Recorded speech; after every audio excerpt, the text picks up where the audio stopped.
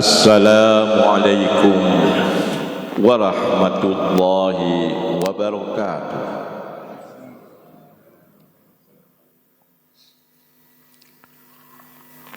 Alhamdulillah, wassalatu wassalamu ala rasulillah,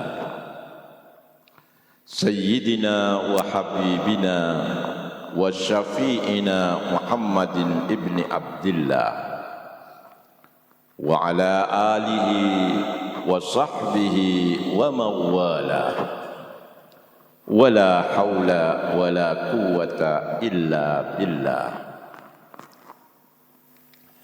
Bapak-bapak, ibu-ibu, saudara-saudari, jamaah subuh yang berbahagia, dalam beberapa pertemuan sebelumnya saya sudah memperbincangkan tentang polemik yang terjadi di medsos, khususnya di kalangan kaum Nahdliyin, tentang keabsahan silsilah nasab dari kaum Ba'alwi, keturunan Ba'alwi yang di Indonesia dikenal dengan sebutan para habib, jamaknya adalah habaib. Ternyata polemik masih berkepanjangan. Bahkan tuntutan agar pengurus besar Nahdlatul Ulama memberikan kata penutup, kata pemutus santer disuarakan. Karena kalangan Nahdliyin lah yang memulai terlebih dahulu memberikan penghormatan yang istimewa kepada para habaib. Maka ketika keberadaan para habaib ini dipertanyakan keabsahan silsilahnya sebagai keturunan dari baginda Nabi Muhammad sallallahu alaihi wasallam, maka muncul tuntutan agar PBNU turun tangan memberikan kata putus untuk tidak membuat bingung warga Nahdliyin yang di bawah. Dituntut adanya bahsul masail, pembahasan masalah ini secara keagamaan untuk menuntaskan permasalahan. Saya kira ini memang sebuah konsekuensi. Siapa yang menebar angin, dialah yang akan menuai badai. Karena yang memulai penghormatan kepada para habaib itu adalah dari kalangan Nahdliyin, maka sekarang kaum Nahdliyin lah yang harus menanggung akibat resiko dari semua itu. Yang jelas, perseteruan antara pendukung habaib dan penentangnya semakin keras, perseteruan semakin sengit. Ada tuntutan untuk dilakukan tes DNA. Tes DNA guna membuktikan apakah para habaib yang ada di Indonesia ini benar-benar keturunan baginda Nabi Muhammad sallallahu alaihi wasallam. Ternyata tantangan-tantangan ini ya belum jelas juntrungannya, belum jelas tindak lanjutnya. Maka dalam kesempatan kali ini saya cuma ingin mengingatkan bahwa memang pengkultusan terhadap tokoh, ya, pemujaan terhadap tokoh karena garis keturunan ini memang lebih banyak madorotnya daripada maslahatnya. Saya dengan tegas ingin mengatakan bahwa berbangga-bangga dengan garis keturunan termasuk garis keturunan Kanjeng Nabi Muhammad sallallahu alaihi wasallam. Termasuk bangga dengan garis keturunan Wali Songo, Kiai A, Kiai B, ajengan A, ajengan B itu bukanlah bagian dari ajaran Islam, sebuah agama yang sangat egaliter. Islam sebagai dinul musawat, agama yang menjunjung tinggi kesetaraan antara anak manusia. Tidak membeda-bedakan karena garis keturunan, tapi yang membedakan hanyalah ketakwaan masing-masing.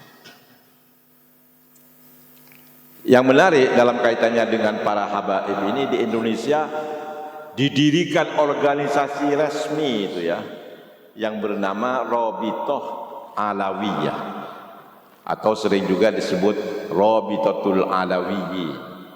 Robitoh itu artinya ikatan, perhimpunan, himpunan para Alawiyin, para habib keturunan Ba'alwi. Dan bukan hanya para habaibnya ini yang membuat organisasi, tapi para pencintanya menyatakan kecintaan mereka yang begitu rupa terhadap para habaib ini, mendirikan pula sebuah komunitas yang dikenal dengan komunitas muhibbin, para pencinta. Jadi para pencinta habaib mendirikan komunitas yang bernama komunitas al-muhibbin, para pencinta. Sebenarnya organisasi dan komunitas ini tidak perlu ada. Tidak perlu ada. Karena adanya komunitas semacam ini justru potensial untuk menimbulkan sikap pengkultusan terhadap tokoh-tokoh. Akhirnya para habib dipuja-puja sedemikian rupa, diyakini memiliki karomah yang bermacam-macam, yang tidak masuk akal, yang itu merupakan bagian dari khurafat, bagian dari tahayul, bagian dari kepalsuan. Ini akibat adanya organisasi ini. Organisasi ini melakukan verifikasi mengenai siapa-siapa di Indonesia ini yang benar-benar sah sebagai habib. Itu pekerjaan dari organisasi ini. Ya, pekerjaan dari organisasi ini melakukan verifikasi. Antara lain pekerjaannya adalah melakukan verifikasi tentang siapa yang sah sebagai habib keturunan baginda Nabi Muhammad sallallahu alaihi wasallam. Sekali lagi, organisasi dan komunitas seperti ini sebetulnya tidak perlu ada, karena akan menimbulkan kultus individu, akan menimbulkan taqdisul rijal dalam bahasa Arabnya itu, sakralisasi tokoh. Tokoh-tokoh dianggap sakral karena garis keturunannya. Maka ini pelajaran berharga bagi para penentang habib juga, yang sekarang kecenderungannya adalah mengembangkan ya penghormatan kepada garis keturunan Wali Songo sebagai tokoh penyebar Islam di Nusantara. Maka saya menghimbau kepada para penentang habib ini, ya, para penentang habib ini jangan mengimbangi perbuatan para habaib yang membentuk Robitoh Alawiyah dan para fannya membentuk komunitas muhibbin. Jangan ikut-ikutan nanti membentuk komunitas, apalagi organisasi. komunitas yang memuja-muji dzurriyyah dari Wali Songo. Sebab bisa jadi ya, karena ingin mengimbangi para habaib ini, lalu mereka sebagai orang yang merasa ya dizalimi selama ini atau diapusi selama ini oleh para habaib, lalu membentuk organisasi yang menunjukkan bahwa Islam di Nusantara ini tersebar dengan begitu rupa, begitu hebat, adalah berkat peran dari Wali Songo. Sehingga mereka membentuk komunitas pencinta para dzurriyyah Wali Songo. Jangan sampai terjerumus ke dalam jurang yang sama dengan yang jurang para habaib tadi. Bapak-bapak, ibu-ibu, saudara-saudari yang kami hormati, kita harus kembali kepada ajaran Islam yang murni, ajaran Islam yang otentik, yang didasarkan pada dalil-dalil Al-Quran dan hadis yang otentik, yang qat'iyul wurud dan qat'iyud dalalah, yang qat'i ya dari segi wurudnya maupun qat'i pasti dari segi dalalahnya, yakni bahwa tiada yang membedakan seseorang dengan orang lain itu di hadapan Allah kecuali ketakwaannya. Jelas, inna akramakum indallahi atqakum. Sesungguhnya yang paling mulia di antara kamu di sisi Allah, dalam Al-Hujurat 13, adalah atqakum, orang yang paling takwa. Atqa itu bentuk superlatif dari taqiyun. Taqiyun itu orang yang takwa.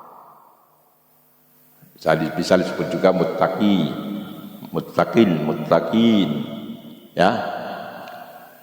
Taqiyun itu superlatifnya adalah atqa. Kalau taqiyun itu orang yang bertakwa, atqa itu adalah orang yang paling takwa. Tidak ada dalam Islam inna akramakum indallahi asrafukum nasabah. Sesungguhnya yang paling mulia di antara kamu di sisi Allah adalah orang yang paling mulia nasabnya. Tidak ada itu. Tidak ada asrafukum nasabah, yang paling asraf nasabnya, yang paling mulia garis keturunannya, tapi yang ada adalah atqakum, yang paling mulia di antara kamu.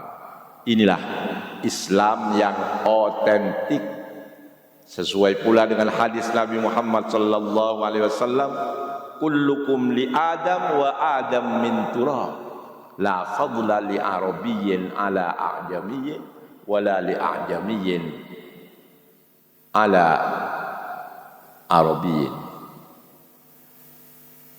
Terus illa bittaqwa, kecuali dengan takwa. Tidak ada kelebihan, keutamaan orang Arab dari suku apapun, dari klan apapun, termasuk dari klan Ba'alwi yang menurunkan para habaib itu atas bangsa non Arab, termasuk bangsa Indonesia. Tidak ada.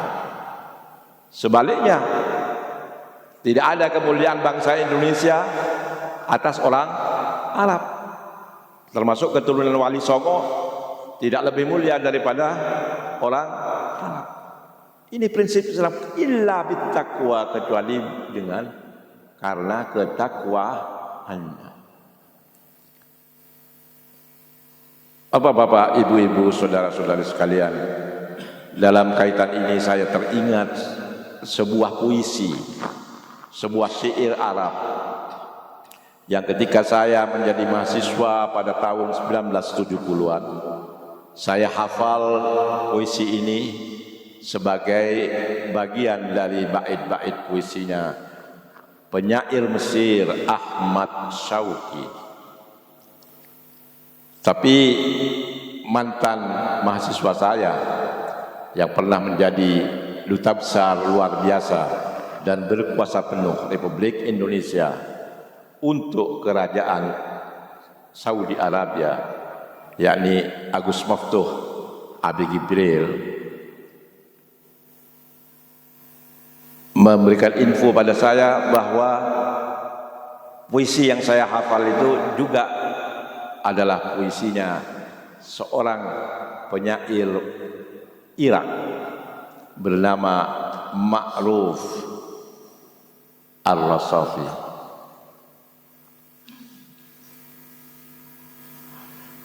Ma'ruf Ar-Rasafi ini, kata beliau, yang juga melantunkan puisi. Puisi itu sangat bagus untuk kita renungi,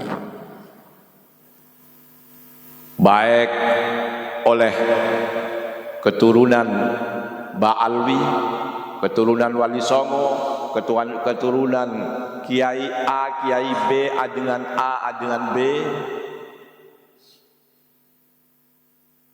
keturunan Raja A, Raja B, Sultan A, Sultan B, sangat layak untuk direnungi. Puisi ini sangat bagus. Memang betul ada yang saya katakan tadi, ada kejumbuhan apakah ini puisinya Ahmad Syauqi, seorang penyair dari Mesir, ataukah ini syair atau puisi dari Ma'ruf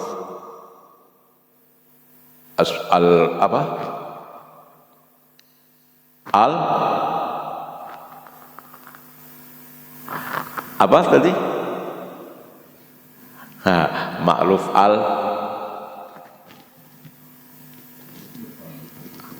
As-Sarafi apa? Ya, penyair Irak itu.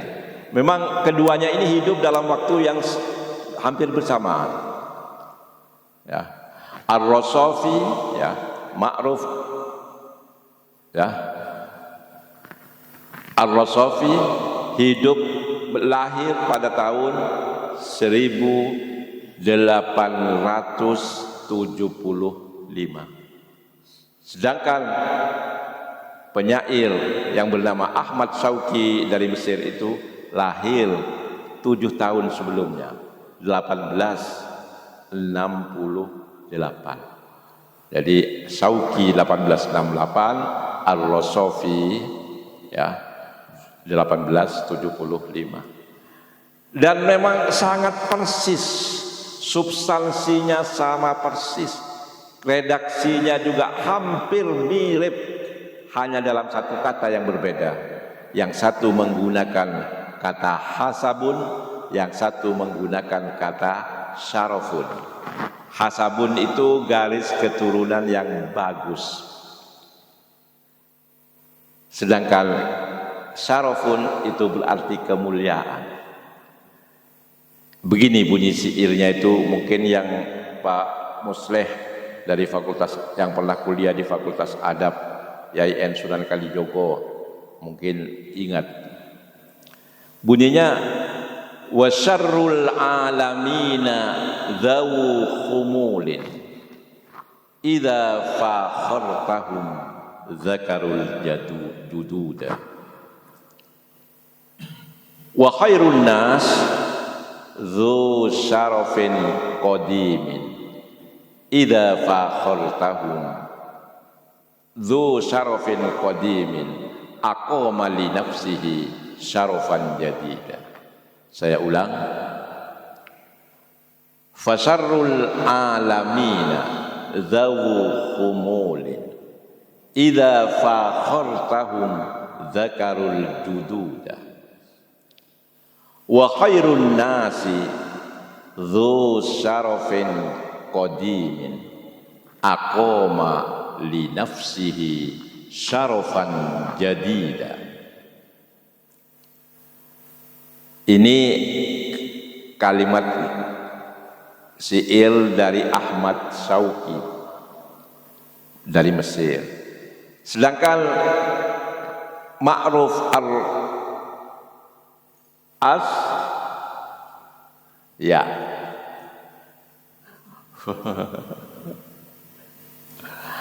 ya, sedangkan puisinya Ma'ruf berbunyi wa fasarrul alamina zawu khumuli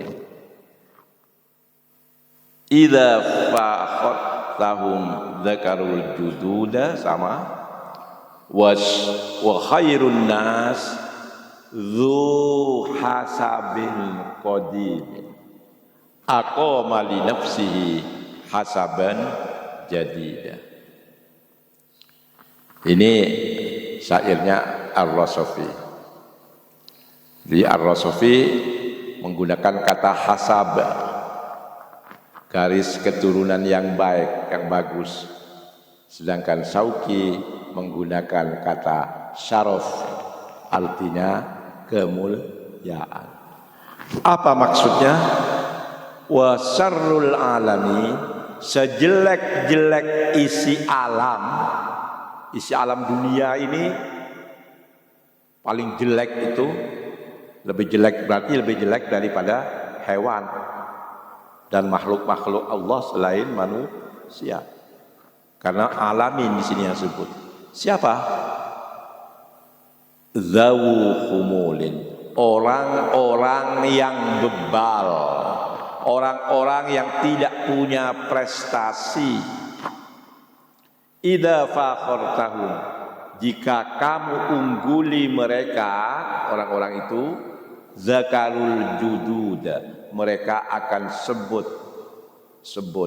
nenek moyang mereka.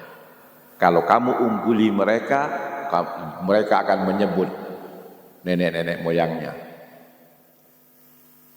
Itu kata Syauqi, kata Rasafi adalah sejelek-jelek isi alam.